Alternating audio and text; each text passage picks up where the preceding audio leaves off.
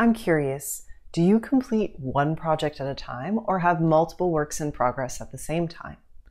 When I polled community members, the response was unanimous. You all have multiple projects you work on. That wasn't the problem. What appears to be a problem is how you perceive those multiple works as a sign of success or failure.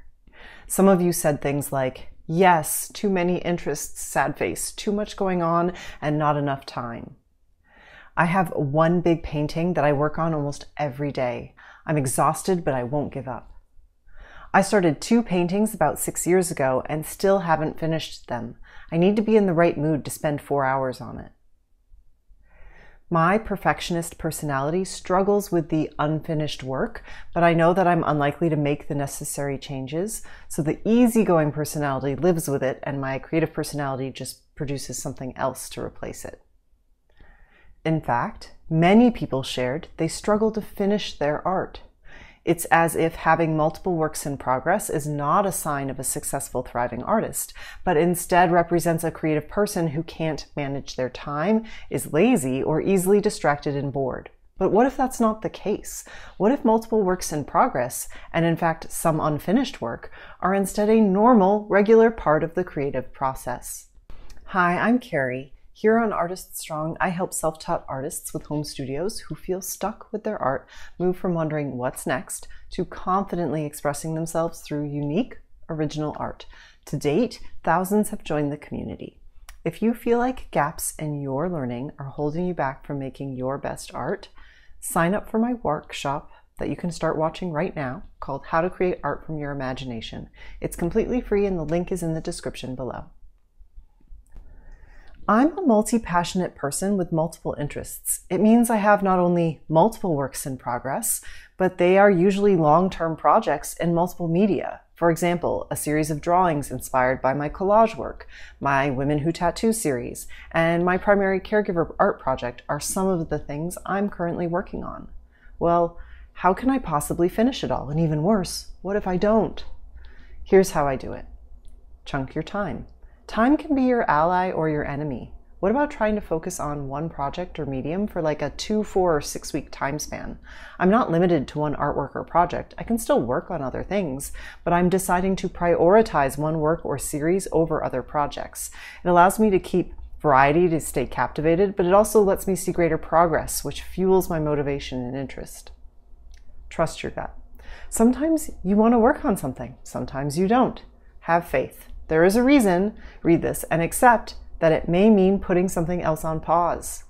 Pause means there's always a chance to resume the work, but maybe it's time for a break. When you decide to take a break, make it measurable and concrete. I will take 7 days from looking at or actively working on this painting. A lot of people with creative blocks, I think, intended or needed to take a break, but didn't decide for how long. If we wait until we feel like something that is challenging us, well, we could wait for a long time. Discomfort is part of growth and something we like to avoid. Leonardo da Vinci would regularly take breaks from his work. He'd turn a piece around to face the wall of his studio and not look at it for months. Honor the process. There are times when you can pause on a project for months, return to it super excited, and just finish it. Other times, you'd rather just paint over it. And why not? Perhaps that work taught you about color or composition, and those lessons will inform your next work. In fact, you could never be where you are right now without the work that came before. So celebrate and honor its influence. Give yourself permission to keep moving forward, because that's what you are doing. Growing, learning, and making more art. Our notions of good art, cultural expectations of perfectionism, and our own self-critical nature can all get in the way of our art. Shaming ourselves about our unfinished art is a symptom of this scarcity mindset. Remember, you can make the art you do today because of all the art, finished and unfinished, behind you. And guess what? The art you really believe in, you'll finish. How do you know when an artwork is finished? Perhaps you struggle and procrastinate finishing because you don't know how to finish the work. So how do you know when your artwork is finished? Specificity can help. Do you know what you want the finished work to look like? If you have a clear vision and goal for the artwork, it's easier to know how to get there and know what it'll look like when you're done.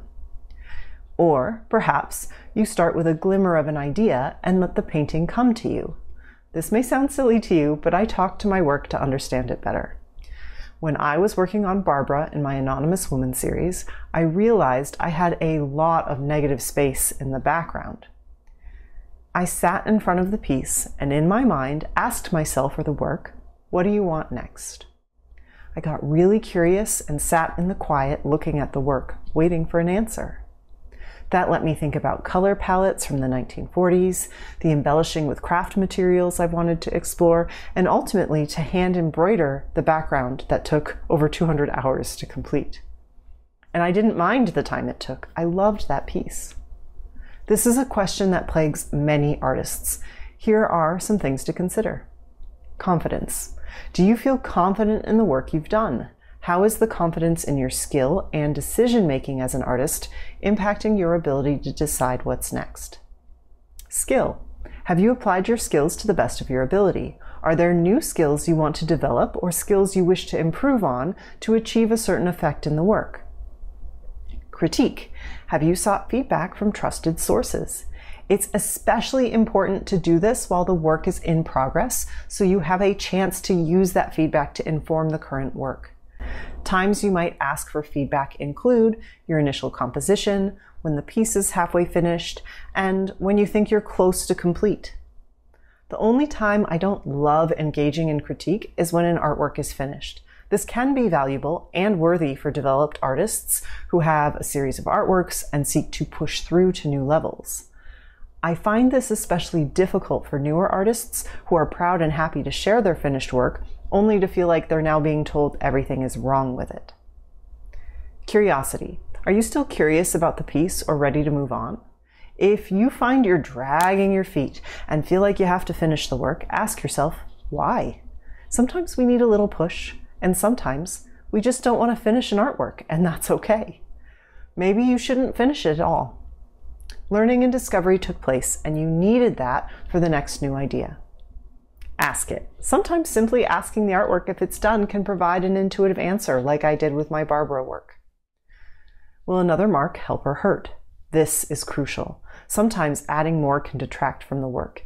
Keeping it as simple as this can often help you find the answer. Remember the words attributed to Leonardo da Vinci. Art is never finished, only abandoned. So, how do you know when your artwork is finished? Tell us in the comments below. Do you overwork or underwork your art? I had a professor in college tell me, I quote, "You murder your paintings." Yep. What she meant was I had these beautiful marks and my initial layers of paint that I would then entirely cover up trying to refine and tighten the work. It was tight all right. Another piece of the puzzle here is knowing your nature around the work you do finish and using that to inform the work you have yet to complete. Knowing that I overwork my paintings, I try to step back and take breaks way before I think I'm done to ask myself that very question. And I have realized my work is usually stronger when I stop working on it well before I think I should be done. If you are like me, take some time and break up the making so you can really ask yourself if you're starting to overwork the drawing or painting. If that's not you, but instead you want to walk away from work before you fully refined the piece, well, you have your answer. It's time to stick it out a wee bit longer. I have a video that goes into this topic in more detail, linked below and available here. Do you identify more as an overworker or underworker? Tell me more in the comments below. Here are some insights from our community that could resonate with you. I usually have several projects on the go or in my head. While one is being finished, another one pops up in my brain and I start to approach it with what ifs. It all goes in a cycle. I always have multiple projects. Many of them only allow me to do so much before it has to sit and wait for the next step, so I need to do something in the meantime. I enjoy doing different things as each project expands my mind with what if I. Thank you all for your comments, which have reassured me that I am not useless. I always have several projects on the go, and some wait for months to be finished. I have like 10 unfinished paintings and they really stress me out. The thing is, even though I'm still at the learning stage, I start on a painting because it wants to come out of my mind so badly. The next time you hear that inner dialogue telling you what's wrong with your pile of unfinished works, catch yourself, stop, take a deep cleansing breath, and thank all of your artwork. Yes, even the stuff you hate, for letting you create the art you're capable of creating today. Today's video is brought to you by my premium program, Self-Taught to Self-Confident. If you are tired of spinning your wheels and spending money on classes that teach you how to paint like someone else, and feel ready to make art that reflects your unique voice and style, this program is for you. Self-Taught to Self-Confident walks you through building strong foundations to draw and paint whatever you want, so you can confidently build a practice to show up regularly for your art and begin to explore what you want to say. You will create a series of artworks that reflect your unique style that you can share and even sell. Hop on a call with me to see if you're a good fit and walk away with a clear plan for your art today. I am thankful for my mandala drawings I started years ago because they led not only to my coloring book, but a wonderful new textile series of mandalas. I'm thankful for my lantern paintings, finished and incomplete, for celebrating color, light, and my life in the Middle East for nearly 10 years. I'm thankful for all of my portraits and self-portraits for leading me to my work like Frida Strong. All of that work led to my Anonymous Woman series, Women Who Tattoo, and Primary Caregiver Art. What can you do with your unfinished art?